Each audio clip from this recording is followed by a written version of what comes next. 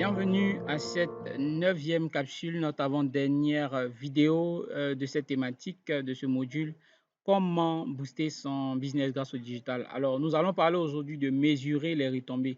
Donc, comment mesurer les retombées de tout ce que nous avons eu à faire comme publicité, comme communication, comme stratégie de veille. Donc, tout ce que nous avons utilisé, étudié durant ces 8 modules-là dans cette neuvième capsule, nous allons voir comment mesurer les retombées maintenant de toutes nos actions sur le net. Dans toutes les publicités, toutes les actions de communication, toutes les affiches que vous avez eu à faire, tout ce que vous avez eu à faire comme, pour mesurer votre présence sociale.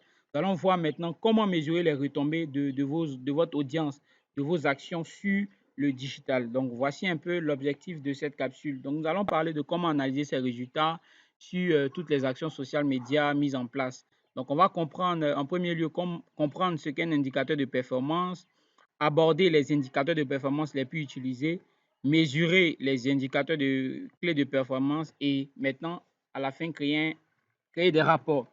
Donc, dans cette capsule, nous verrons quatre points. Voilà, donc 4 points, à savoir, je reprends, comment comprendre ce qu'est un indicateur de performance, aborder les indicateurs de performance les plus utilisés, mesurer les indicateurs clés de performance et puis créer des rapports. Donc, voici ce que nous allons voir dans cette capsule vidéo. Alors, cette capsule est un peu longue. Donc, je demande à chacun de pouvoir prêter attention et de suivre très attentivement parce que ce sont des outils que nous vous offrons afin de permettre de pouvoir mesurer votre présence sociale. Donc, quels sont les résultats de tout ce que vous avez eu à entreprendre comme stratégie de communication, publicité, etc. Donc, c'est très important de pouvoir comprendre cette capsule vidéo afin de savoir si tout ce que vous allez mettre en place a porté ou n'a pas porté, a donné des résultats favorables ou défavorables. Donc, en un, comprendre qu'est-ce qu'un indicateur performance clé. Il s'agit tout simplement le plus souvent de données recueillies, voilà, qui nous donnent des informations importantes sur nos produits, services ou processus. Il faut savoir qu'un indicateur clé de performance, c'est un peu des données statistiques que vous allez recueillir afin de savoir si votre business a été vraiment rentable, est-ce que des personnes s'intéressent à votre business ou pas. Donc, c'est vraiment un peu cela. On les appelle aussi les KPI, ce qui veut dire plus précisément en anglais, Key Performance Indicator. Voilà, ce sont des outils qui nous aident à comprendre, à manager, à améliorer ce que notre entreprise fait. Voilà, donc à améliorer ce que notre entreprise fait. Donc, ce sont des outils vraiment que nous allons voir qui vont vous permettre de pouvoir améliorer votre présence sociale et mesurer les résultats, les retombées de toutes vos actions, communication et de publicité. Donc, en deux, nous allons maintenant aborder les indicateurs clés de performance les plus utilisés. Donc, ce sont des indicateurs qui vont vous permettre de pouvoir analyser, je dis bien analyser vos résultats, savoir si vos résultats ont été vraiment, je dirais, porteurs. Est-ce que vos actions de marketing, de communication, de publicité, votre audience a été vraiment la cible de plusieurs personnes. Donc, ce sont des indicateurs qui marchent vraiment, des indicateurs de performance qui marchent. Nous allons montrer les caractéristiques dans cette vidéo. Donc, il est très important, avant d'aborder les indicateurs de performance, de tenir compte des objectifs que l'on s'est fixés au préalable, dès le départ, et tenir compte aussi de ces caractéristiques. Donc, il est très important de savoir que les indicateurs doivent être quantifiables. La première caractéristique, c'est que les indicateurs doivent être quantifiables. Tant que vous n'arrivez pas à quantifier, c'est-à-dire à donner sur un chiffre vos indicateurs, alors cela est nul et non effet. Donc, je prends un exemple. Lorsque vous avez monté votre business, que vous avez créé une plateforme, par exemple Facebook, ou soit LinkedIn, etc., ou Instagram, quel est le nombre d'abonnés que vous avez eu je dirais, sur 3 mois, après 4 mois, après 5 mois, après 6 mois. C'est très important de pouvoir quantifier vos indicateurs.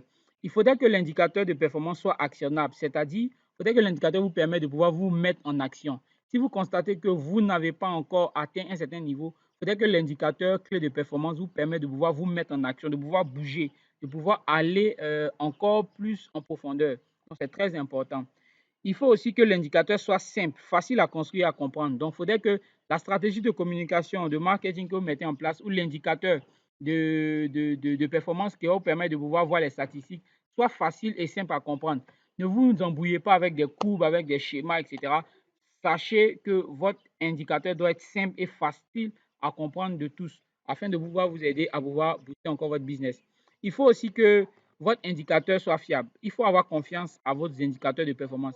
Si vous n'avez pas confiance à l'indicateur de performance, alors vous n'aurez pas des statistiques ou des données vraiment exactes de votre audience ou de ce que vous faites.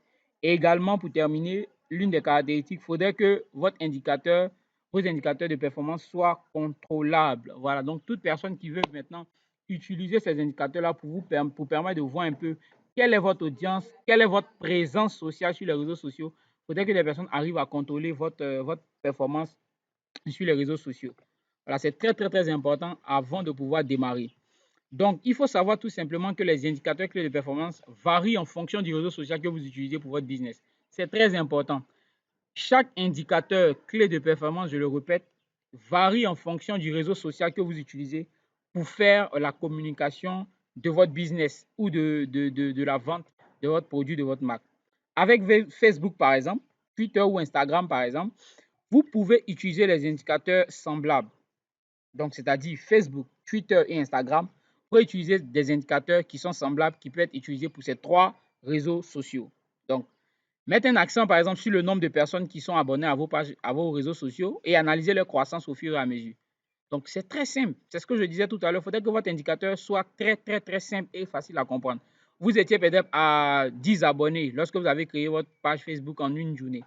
À la fin de la journée, est-ce que vous êtes passé à 20 abonnés? Le lendemain, est-ce que vous êtes passé à 50 abonnés? Dans une semaine, est-ce que vous êtes passé à 100 abonnés? Quel est l'objectif que vous êtes fixé? Vous vous êtes dit, peut-être dans 5 mois, peut-être que j'arrive à 5 000 abonnés. Est-ce qu'en 5 mois, vous êtes arrivé à 5 000 abonnés? Donc, il y a des indicateurs avec Facebook, Twitter, Instagram qui vont permettre de pouvoir définir cela de manière très rapide et facile. Prêtez attention aux conversations entre vous et vos abonnés. Est-ce qu'il y a des interactions?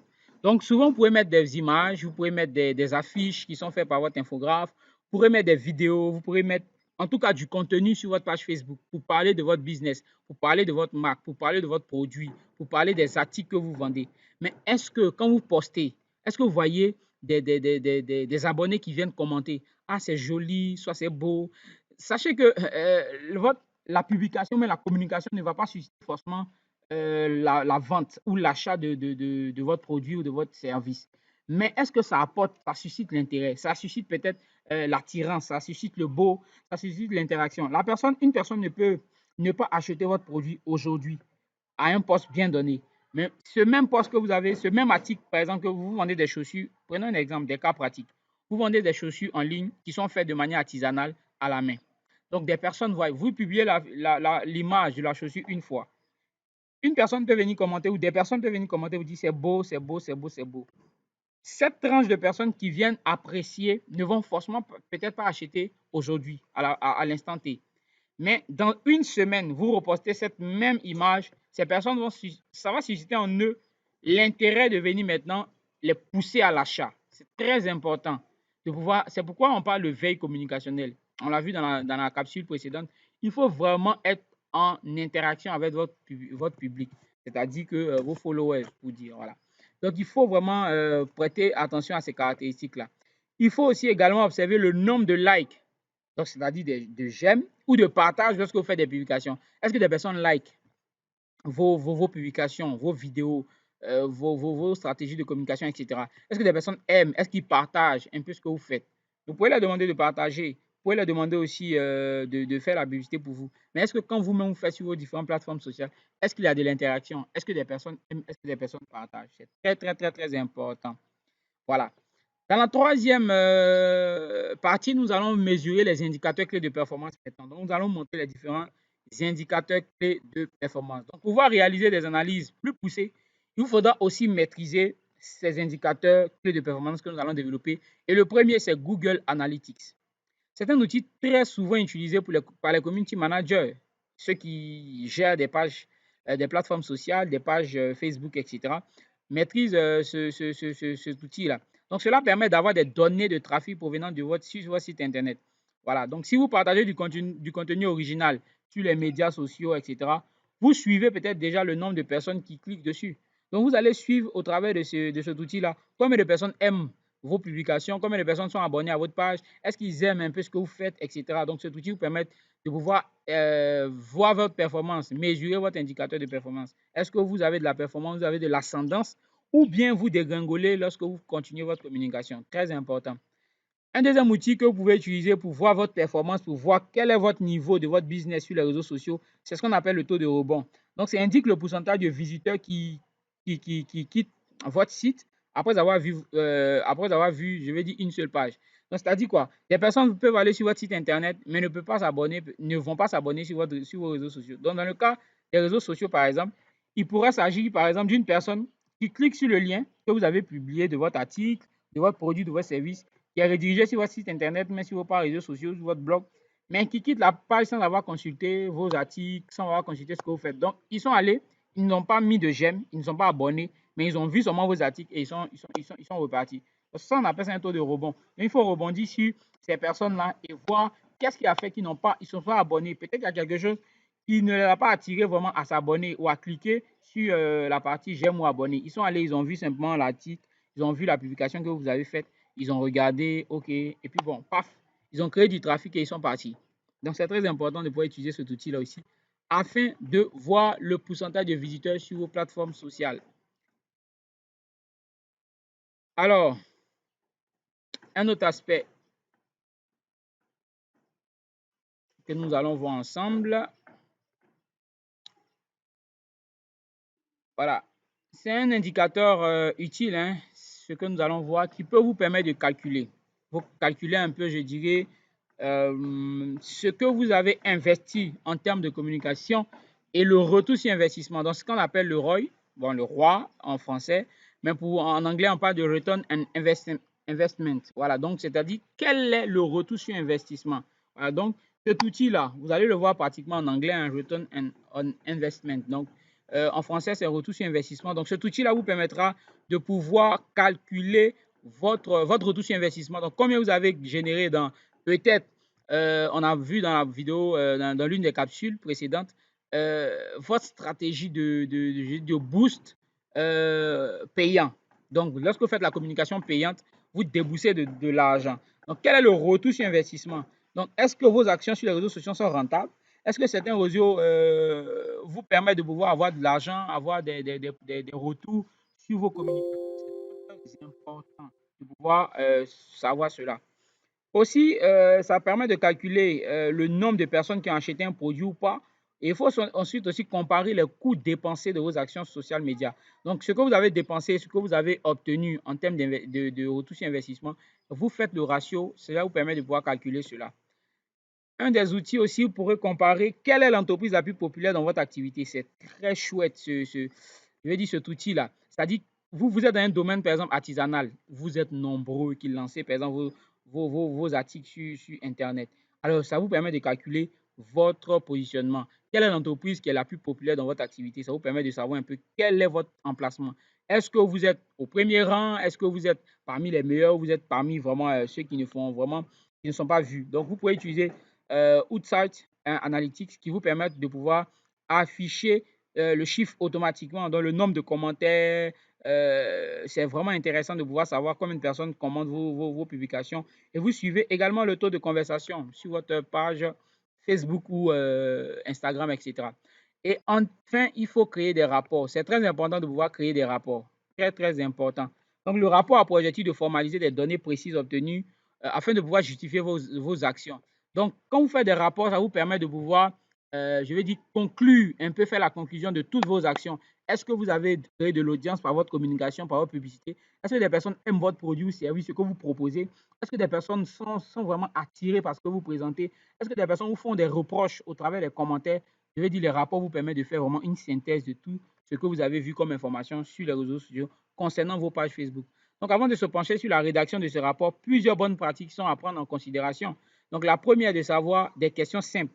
Comment, qui, où, quoi. Voilà, c'est très important. Donc, posez-vous ces questions-là. Voilà, le quoi, le quand, le où, le qui et le comment. Voilà, donc c'est très important.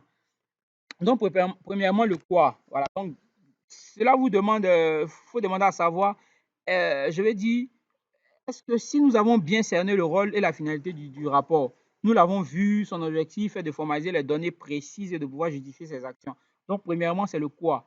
Qu'est-ce qu'il faut faire véritablement pour pouvoir créer un rapport? En deuxièmement, c'est le quand. Demande à définir une périodicité. Donc, en effet, sur quelle période s'étendent les statistiques? Donc, vous pouvez faire les statistiques peut-être chaque 3 mois, chaque 2 mois. C'est très important de pouvoir se demander à quel moment il faut faire les rapports. Et c'est vous-même qui devez définir, voilà, vos rapports. En troisième, le où. Donc, revient à répondre à quoi parle-t-on? Voilà, en termes de canaux web. Où ça marche pas? Qu'est-ce qui donne le plus? Qu'est-ce qui ne donne pas le plus? quelle est la situation géographique où j'ai plus d'abonnés, où j'ai pas plus d'abonnés. Donc, c'est très important aussi dans la rédaction du rapport. Et aussi, un des éléments qui est très important, c'est le quatrième point, c'est le qui. Donc, à qui vous parlez, à qui votre média votre social média est orienté. Qui sont vos consommateurs, qui sont vos clients, qui sont vos prospects, quelle est votre cible. C'est très important afin de pouvoir établir votre rapport. Voilà, quels sont les internautes, les influenceurs qui votent votre marque, c'est très important. Et en dernier lieu, maintenant, le comment. Donc, demande plus de précision. Comment en parle-t-on? Voilà. Autrement dit, l'analyse des sentiments. Donc, comment les gens réagissent face à vos articles et vous aussi, comment vous parlez à votre audience. Quel est le langage que vous utilisez lorsque vous faites votre publicité. Donc, c'est très important de pouvoir utiliser tous ces outils-là afin de pouvoir développer, je dirais, votre social media. Donc, chers amis, voici un peu ce que je voulais partager avec vous. Si vous n'avez pas compris quelque chose, on se retrouve très bientôt, vous savez où, dans la plateforme WhatsApp, afin de poser toutes vos questions, afin de pouvoir mesurer votre plateforme sociale. Très bientôt, nous verrons pour la dernière capsule. Je dirais que c'est un bonus, la dernière capsule, et nous allons en parler très bientôt. Les 5 erreurs à éviter que les entrepreneurs commettent lorsqu'ils veulent se lancer dans l'entrepreneuriat. On se dit à très bientôt.